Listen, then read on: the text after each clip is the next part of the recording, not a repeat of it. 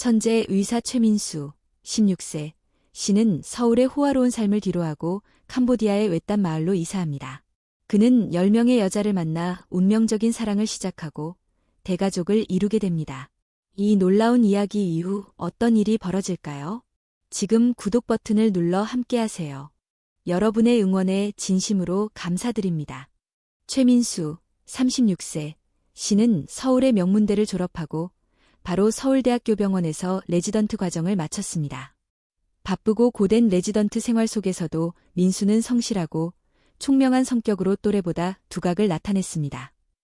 한 교수는 그의 뛰어난 의학 지식과 환자를 대하는 진심 어린 태도를 칭찬하며 앞으로 훌륭한 사람이 될 것이라고 말했습니다. 병원 관계자들은 그가 의사 집안에서 자랐고 의사이기도 해서 경제적으로 넉넉하다고 말했습니다. 몇 년 전까지만 해도 그의 부모님도 상당한 부를 축적하여 지방에서 개인 병원을 운영했습니다. 하지만 민수의 마음에는 큰 결함이 있었습니다. 그것은 그가 진정한 인생의 반려자를 찾지 못했다는 것을 의미했습니다. 병원에서 많은 사람들을 만났지만 대부분은 유명하고 자격을 갖춘 의사 가문 출신이라는 이유만으로 그에게 다가왔습니다. 그는 소개팅을 하고 만남을 주선했지만 대부분의 여성들은 결혼 후 민수에게 경제적 이득을 기대했습니다.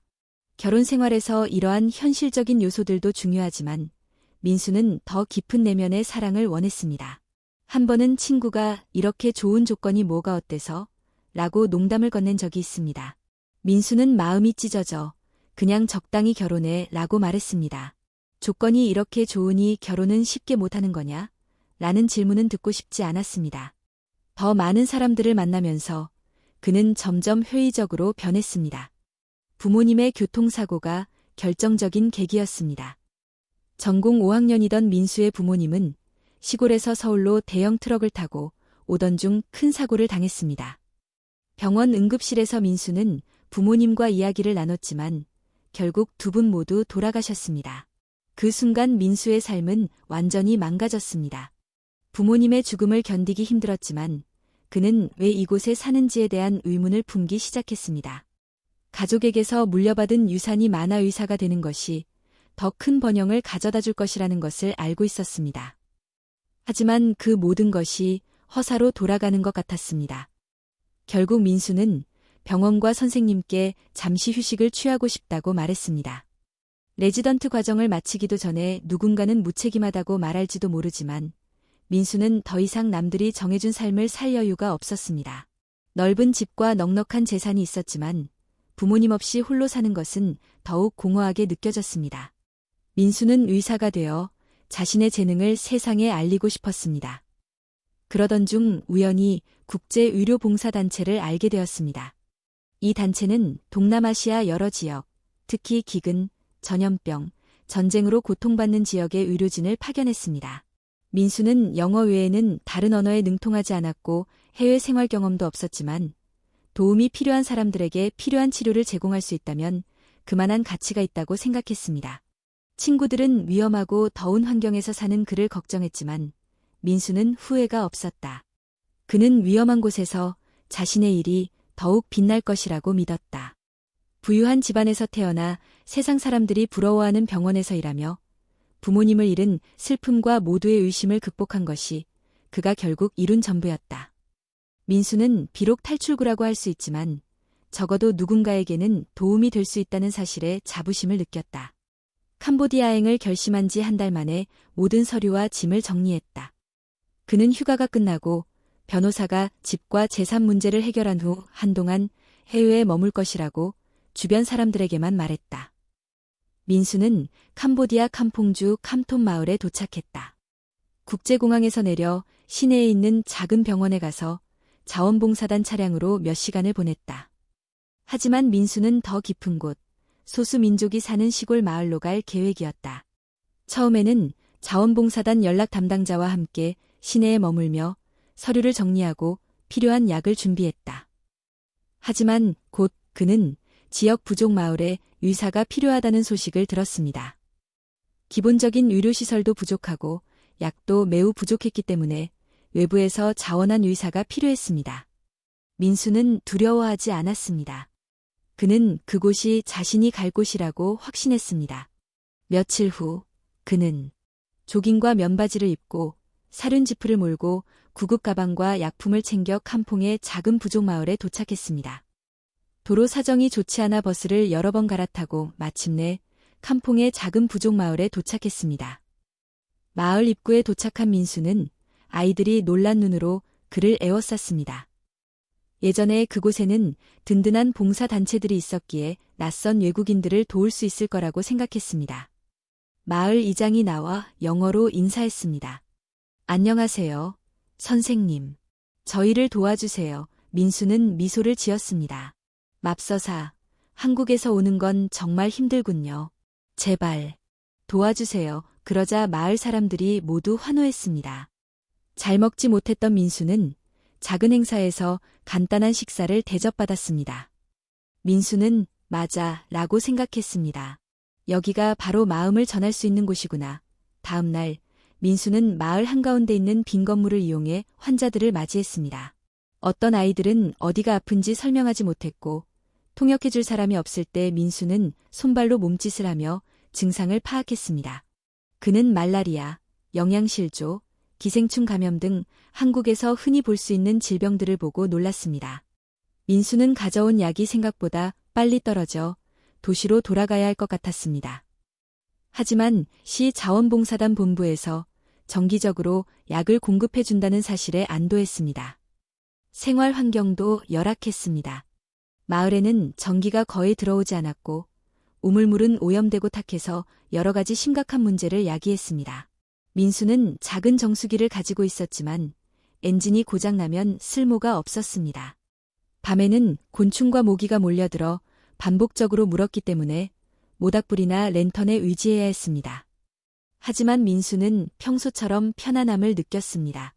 서울에서 부모님을 잃고 허전했던 때와 비교하면 몸은 지쳤지만 마음은 충만했습니다. 민수가 이 마을에 정착하면서 가장 눈에 띄는 변화 중 하나는 마을 여성들의 호의였습니다. 그들은 민수에게 도움을 요청하고 무엇이든 도와주고 반갑게 맞아주었습니다.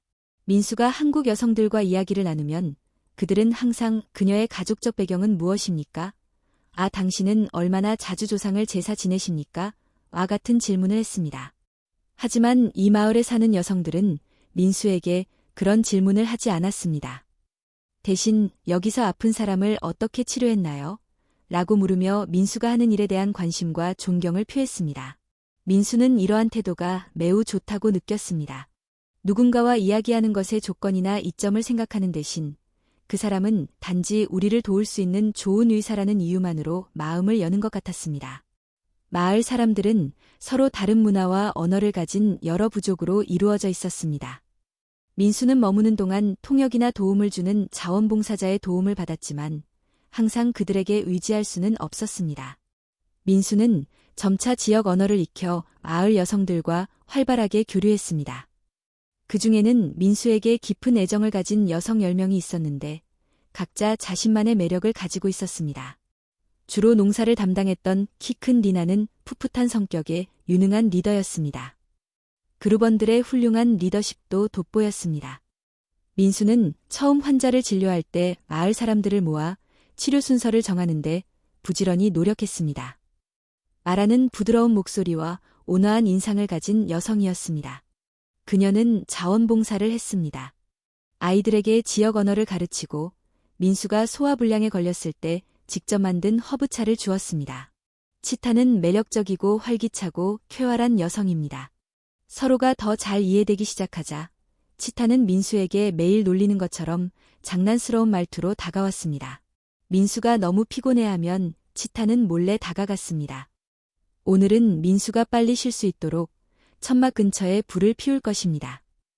니아는 매우 아름답고 노래도 잘 부르고 부족 전통 춤을 춥니다. 민수가 외국 문화를 이해하도록 돕기 위해 여러 행사에서 춤을 지도합니다. 그녀는 재능 있는 예술가로 진흙을 사용하여 그릇, 식기, 액세서리를 만듭니다. 민수는 그녀에게서 많은 선물을 받고 매우 고마워합니다. 마을 장로의 손녀인 칼라는 어린 나이에도 불구하고 놀라운 영향을 미쳤습니다. 그녀는 영어를 할 수 있었고 이는 어린 시절 민수와 소통하는 데 도움이 되었습니다. 민수는 부족의 역사와 마을 관습에 호기심이 많았고 그녀는 열정적으로 설명해 주었습니다. 베다와 같은 다른 여성들은 문화는 민수의 특별한 매력에 점점 가까워졌습니다.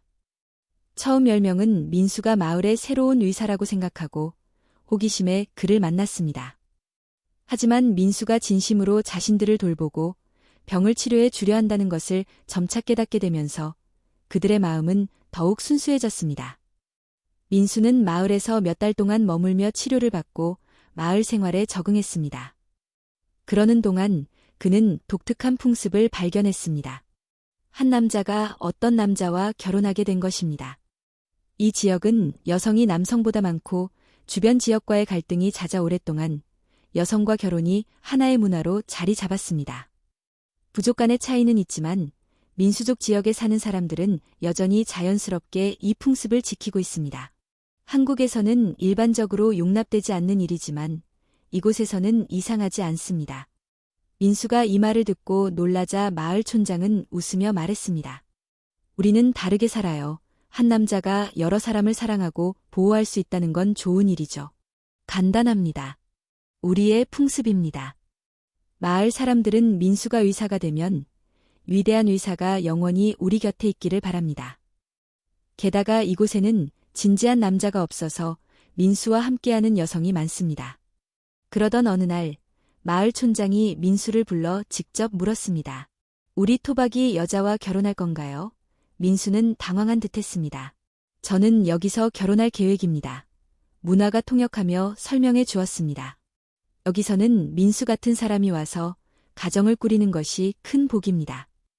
여자들이 원한다면 여러 사람과 결혼할 수 있습니다. 이 갑작스러운 제안에 민수는 당황했습니다. 한국에서는 한 사람과 평생 결혼하기 어렵기 때문에 한꺼번에 여러 사람과 결혼하는 것은 상상도 할 수 없는 일이었습니다. 하지만 민수는 마음속에 이상한 변화를 느꼈습니다. 절망을 겪고 새로운 의미를 찾기 위해 한국에 왔습니다. 여기에 정착하면 어떨까요? 게다가 마을의 여성들, 특히 10명이나 되는 사람들은 민수에게 상당한 관심을 보였습니다. 민수를 소중히 여기면서도 현실적인 기대보다는 감정으로 다가갔습니다. 흥미로운 일이었습니다. 한국 사람들은 이를 불법적이고 터무니없는 일로 여겼습니다. 처음에는 민수가 이 상황을 이해할 수 없다고 생각했습니다.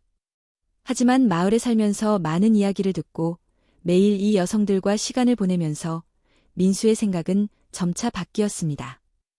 부모님이 돌아가시기 전에는 결혼은 안정적인 곳에서 해야 한다는 말을 여러 번 들었습니다. 하지만 부모님이 돌아가신 후에도 그 기준은 무너졌습니다. 이곳에서의 결혼에 대한 도덕과 윤리 개념은 한국과 같지 않았습니다.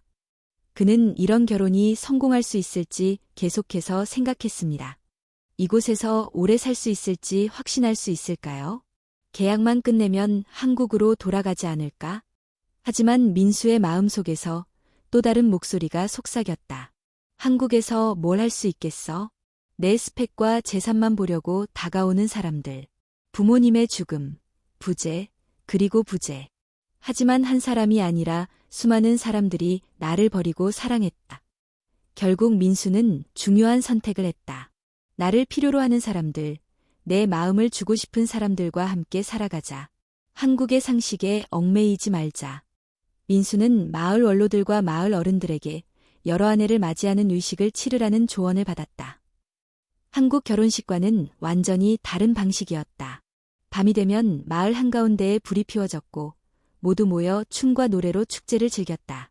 민수는 전통 의상을 입었고 리나, 아마라, 시타, 니아, 자라, 칼라, 베다, 문화 등 10명의 다른 여성들도 화려한 부족 의상을 입고 있었다. 장로들이 여자들 앞에 줄을 섰고 민수는 축제가 시작되자 그들 앞에 섰다. 내가 그들을 사랑하고 보호하고 그들과 함께 남은 인생을 살 수 있을까? 장로들은 부족 언어로 오래된 전통 기도문을 낭송한다. 민수는 긴장된 표정이었지만 진정 자신감 넘치는 목소리로 동의했다. 여성들은 각자의 의식에서 민수를 남편으로 받아들임을 선언했다. 이후 마을 사람들의 환호와 박수에 맞춰 모두 함께 춤추고 노래하며 밤늦게까지 축하했다. 그날 활활 타오르는 햇불과 별이 빛나는 밤하늘을 바라보며 미수는 말로 표현할 수 없는 감정의 솟구침을 느꼈다. 한국에서는 10명이라는 숫자가 엄청난 숫자지만 여기서는 전혀 문제가 되지 않는다. 그리고 내가 그들을 진심으로 사랑하고 책임질 수 있다면 이 정도는 아무 문제가 없다. 민수의 일상은 결혼 전보다 더 바빠졌다. 예전에는 환자만 진료했지만 이제는 가족이 생겼다. 아내가 10명이나 된다. 민수는 여전히 낮에는 환자들과 많은 시간을 보낸다. 하지만 약이 떨어지면 직접 도시로 가서 약과 마을에 필요한 물품을 사야 한다. 자라 아마라칼라는 농부로 옥수수와 곡물을 재배하고 가축을 기르며 생계를 이어간다. 시장에서 팔아요. 마을의 열악한 환경에서 농사를 짓는 것은 쉽지 않지만 아내들이 힘을 합쳐 열심히 일하면 자립할 수 있습니다. 식량 공급. 민수는 간단한 의학 지식으로 물을 소독하고 부상자를 치료하여 마을 전체의 생산성을 높였습니다. 한 가족이 사는 곳에서 민수와 그의 아내 10명은 여러 개의 오두막으로 이루어진 큰 오두막에서 삽니다. 각자 잠자리는 따로 있지만 종종 공동 공간에서 함께 식사하고 이야기를 나눕니다. 아내들은 서로를 경쟁자로 여기지 않고 자매처럼 협력합니다. 늘 그렇듯 사소한 다툼이나 실수도 있습니다. 예를 들어 민수가 너무 오랫동안 이야기를 나누거나 리나가 만들어준 음식을 잊어버렸을 수도 있습니다. 하지만 그러한 갈등은 대개 대화를 통해 해소됩니다. 10명의 가족은 함께 사는 오랜 전통을 가지고 있으며 서로를 돕는 깊은 공동체 의식을 가지고 있습니다. 또한 미수는 이러한 경험에서 많은 것을 배웠습니다. 한국에서는 사랑이 종종 두 사람의 일로 여겨지지만 이곳에서는 결혼이 집단의 일이며 서로를 책임지는 대가족처럼 살아갑니다. 어떤 아내들은 결혼 후 몇 달 만에 임신했다고 발표했습니다. 먼저 자라의 배가 불룩해졌습니다. 그러던 어느 날 베다는 아침에 심하게 앓아 임신 진단을 받았습니다. 민수는 의학에 대한 기본적인 지식과 이해는 있었지만 자격을 갖춘 산부인과 의사는 아니었습니다. 하지만 민수는 마을에서 가장 유명한 사람이었기에 출산 지원을 위한 다양한 방법을 찾았고 자원봉사 단체를 통해 더욱 전문적인 장비까지 얻었습니다. 다른 아내들은 나서서 임신한 아내들과 농사일과 집안일을 분담했습니다. 부족에서는 누군가 아이를 낳으면 모두가 그 아이의 어머니가 된다는 믿음이 있었습니다. 이런 모습을 매일 보면서 미수는 걱정했습니다.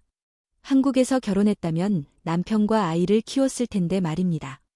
하지만 이 가족은 10명 중 여러 명이 임신하여 동시에 출산을 했기 때문에 규모가 상당히 커졌습니다. 책임감이 컸지만 민수는 두려워하지 않고 오히려 감당했습니다. 부모가 없었기 때문에 제가 가장 먼저 이곳에서 아이를 낳았습니다. 부족의 관습에 따라 아내와 어르신들은 함께 살았고 민수는 위생을 담당했습니다. 다행히 민수는 자연분만 중 아이의 울음소리가 오두막 전체에 퍼지자 기뻐하며 울었습니다. 베다문화 아마라도 출산은 빨랐습니다. 아내들이 더 오래 걸리긴 했지만 결국 10명 모두 임신하여 출산했습니다. 어떤 아내들은 즉시 임신했고 어떤 아내들은 조금 늦게 임신했습니다. 민수는 아이가 태어날 때마다 여러 번 아버지가 되는 경험을 했습니다. 민수는 각 아이의 이름을 부족과 한국어로 직접 지었습니다. 민수의 가족은 많은 아내와 자식 덕분에 마을에서 유명해졌습니다. 민수는 자원봉사 의사일 뿐만 아니라 마을의 실질적인 의사이기도 했습니다. 다른 곳에서 병이 나면 환자들이 민수를 찾아왔습니다. 마을 사람들은 민수를 매우 존경했지만 그가 10명의 아내와 자식을 돌봐야 한다는 것을 알고 있었기에 지원을 아끼지 않았습니다. 안정적인 경제 덕분에 민수는 원격 교육에 참여하고 농부와 가축을 지원하며 더 많은 돈을 벌었고 자원봉사 단체로부터 약과 보조금을 받았습니다. 민수의 아내는 주변 마을에 오염물질을 배출하기도 했습니다. 그는 가끔 도시에 가서 팔아 좋은 수입을 얻었습니다. 민수에게 가장 큰 감명을 준 것은 가족이라는 개념이었습니다. 모두가 남편, 아내, 그리고 자식으로서 함께 살았습니다. 마을은 사람들이 서로를 돕고 돌보는 진정한 공동체였습니다.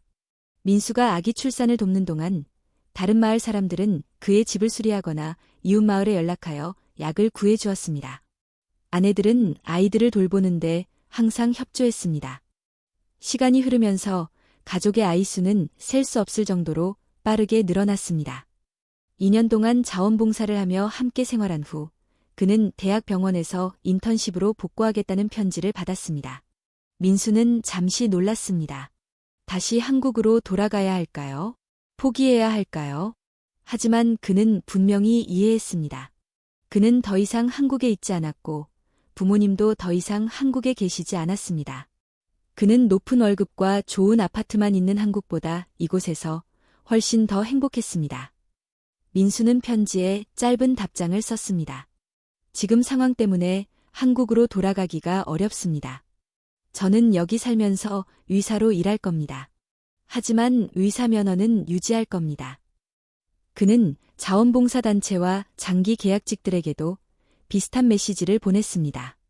물론 한국을 완전히 잊은 것은 아닙니다. 가끔 부모님을 배웅하는 슬픔과 서울 친구들과의 추억이 떠오를 때도 있습니다. 하지만 이제 민수의 삶은 캄보디아 캄퐁 마을을 장악하고 있습니다.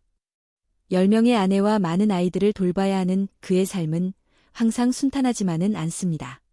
때때로 민수는 너무 바빠서 두 몸이 필요할 것 같았고 그와 아내는 미묘한 감정적 갈등을 겪었습니다. 우기가 계속되면 식량이 부족하고 농작물이 잘 자라지 않습니다. 민수는 마을을 떠나 미리 모아둔 돈으로 식량을 삽니다. 하지만 저축한 돈이 장기적으로 유지될 수 없기에 마을의 자립을 조금씩 높여야 합니다. 민수는 말라리아에 거에 걸려 매일 아이들을 치료해야 합니다. 그는 의료 인프라가 열악한 이 지역에 퍼지는 심각한 질병에 대처할 수 있을지 항상 걱정합니다. 하지만 민수는 이것이 가족이 함께 어려움을 겪는 현실이라고 생각합니다. 한국에서는 개인적인 문제나 직장 문제를 혼자 해결해야 하지만 때로는 부모님이나 친구들이 도와주기도 합니다. 하지만 이곳에는 아내가 10명뿐입니다. 민수는 마을을 돌보고 마을 전체와 함께 문제를 해결합니다. 민수와 10명의 아내는 아이들을 조금씩 키웠습니다. 5살쯤 되었을 때 아이들은 마을을 뛰어다니며 아버지가 자신들을 지켜주었다고 말했습니다.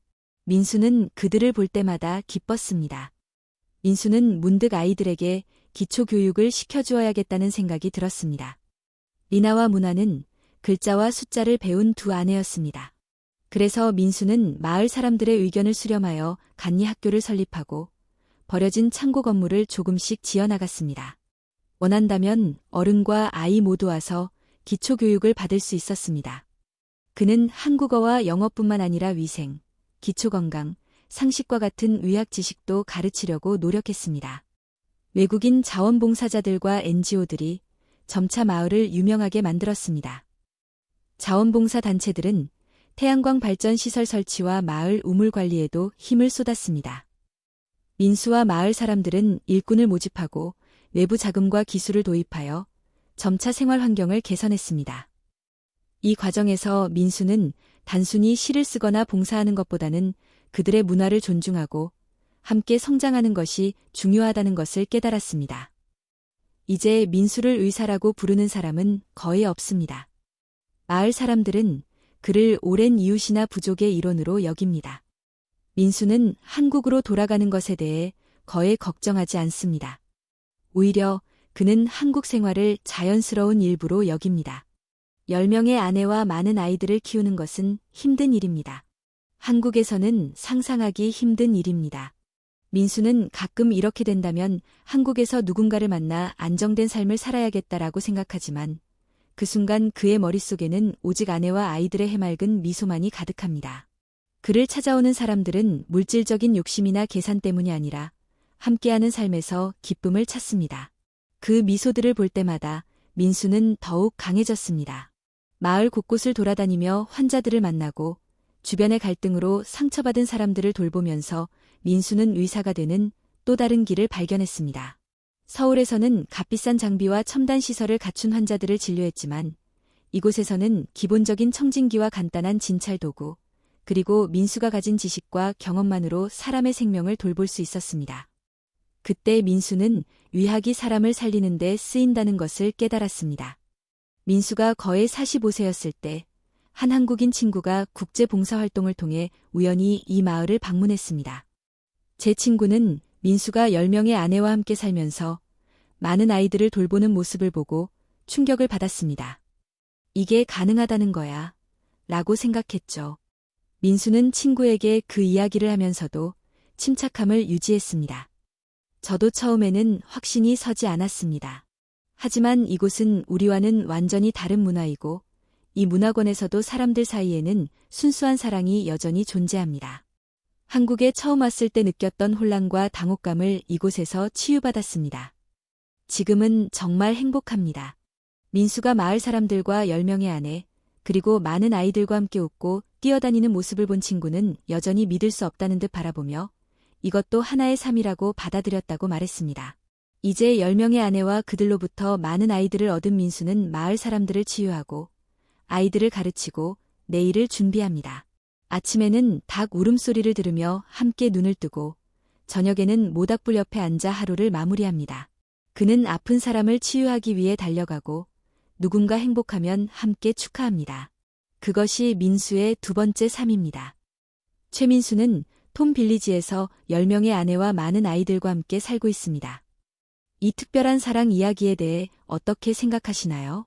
댓글을 남겨주세요. 시청해주셔서 감사합니다. 공유, 좋아요, 구독 부탁드립니다. 여러분의 응원에 감사드립니다.